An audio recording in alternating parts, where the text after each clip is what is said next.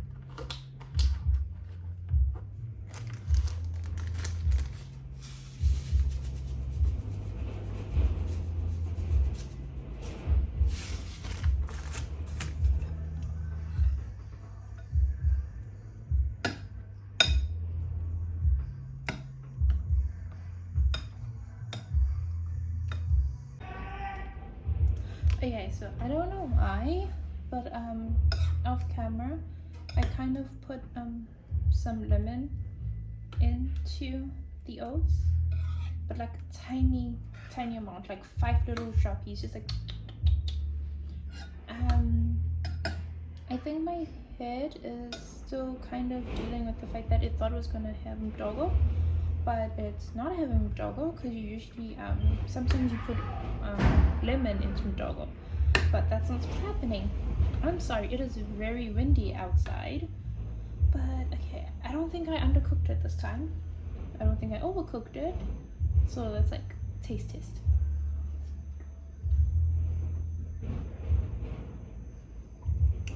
Yeah, it's good.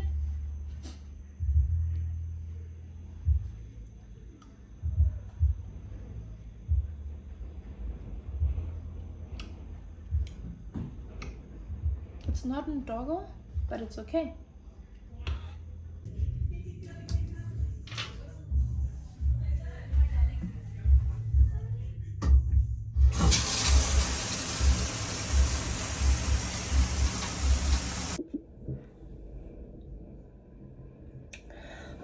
So we just finished showering because I have to just take my sister's advice when she says that the best thing to do when you're sick is to take a shower to just like remove the cold.